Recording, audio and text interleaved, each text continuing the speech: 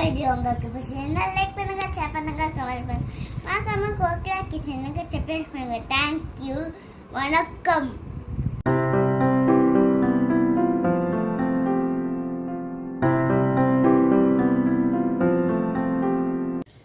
Hello hi, welcome to Kokila's kitchen. இன்றைக்கி நம்ம கிச்சனில் ஒரு சிம்பிளான டிஃபன் ரெசிபி தான் பார்க்க போகிறோம். வாங்க எப்படி செய்கிறதுன்னு பார்க்கலாம். இதுக்கு வந்து நான் ஒரு கப் அளவு, ஒரு கப்புன்னு சொல்ல முடியாது, 3/4 கப் அளவு ராகி மாவு எடுத்திருக்கேன். 2 டேபிள் ஸ்பூன் ரவை, அடுத்து வந்து ஒரு 2 டேபிள் ஸ்பூன் அளவு தயிர், இதுதான் எடுத்திருக்கேன். ஃபஸ்ட்டு நம்ம வந்து இதை மிக்ஸ் பண்ணி எடுத்துக்கலாம்.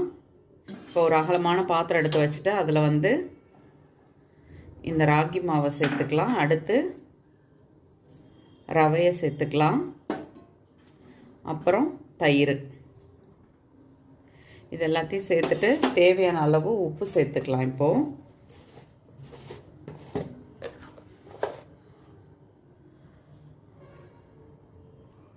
ஃபஸ்ட்டு இதை வந்து நல்லா மிக்ஸ் பண்ணி வச்சிடலாம்.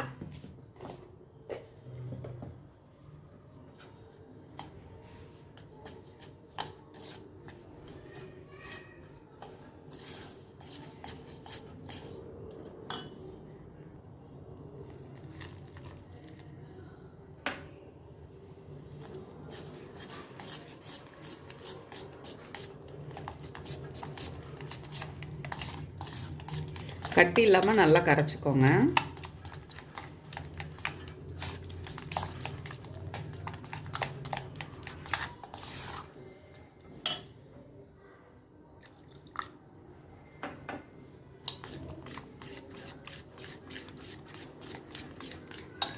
இப்போது இதை வந்து ஒரு 5 மினிட்ஸ் அப்படியே விட்டுடலாம்.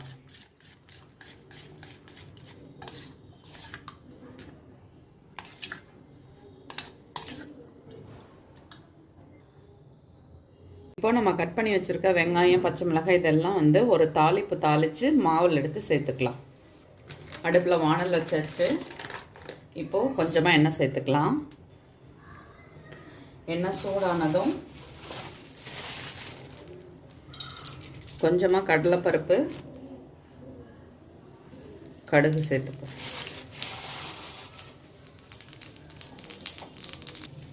கொஞ்சமாக பெருங்காயத்தூள் ஒரு 1/4 ஸ்பூன் அளவு, நம்ம எடுக்கிற மாவுக்கு தகுந்த அளவு பெருங்காயம் சேர்த்துக்கலாம். அடுத்து வெங்காயம், பச்சை மிளகாய்,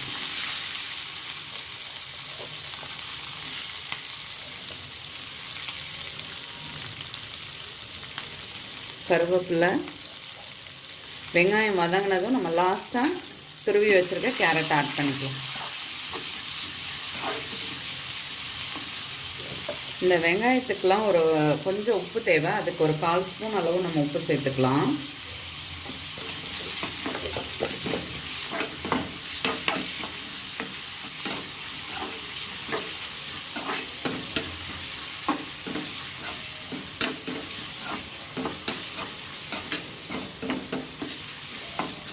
இது கூடவே நம்ம துருவி வச்சுருக்க கேரட் சேர்த்துக்கலாம்.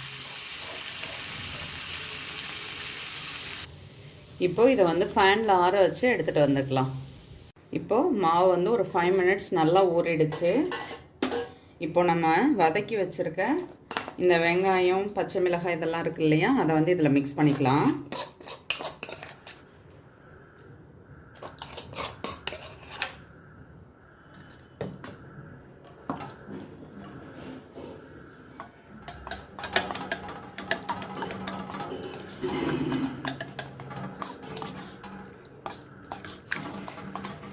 இன்றைக்கி நான் வந்து இதை பணியார மட்டும்தான் ஊற்ற போகிறேன்.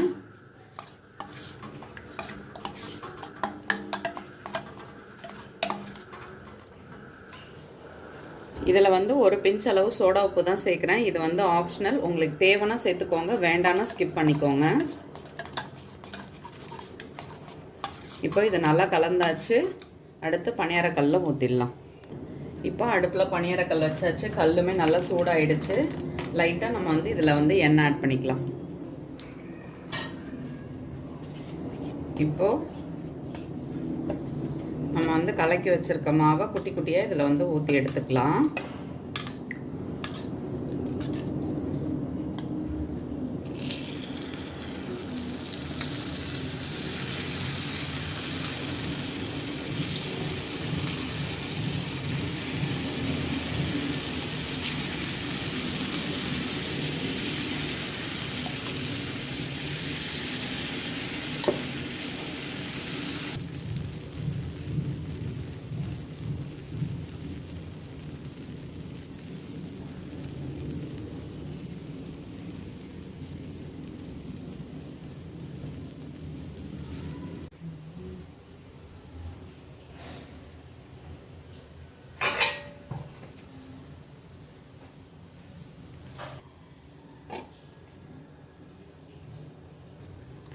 இப்போது இதை வந்து ஓப்பன் பண்ணலாம்.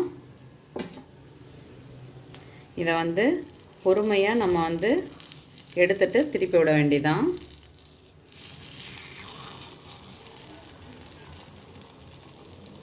இதே மாதிரி எல்லாத்தையுமே திருப்பி விட்டுக்கலாம்.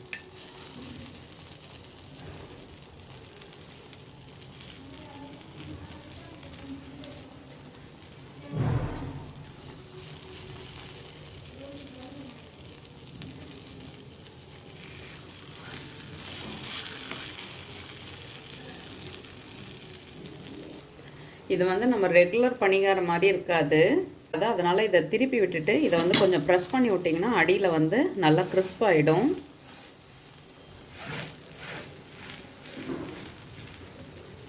இன்னுமே நல்லா கிறிஸ்பாக வேணும்னா கொஞ்சமாக எண்ணெய் கூட சேர்த்துக்கலாம், வேண்டானா விட்டுடலாம். இந்த மாதிரி சைடில் இது வந்து ஆப்ஷனல் தான்.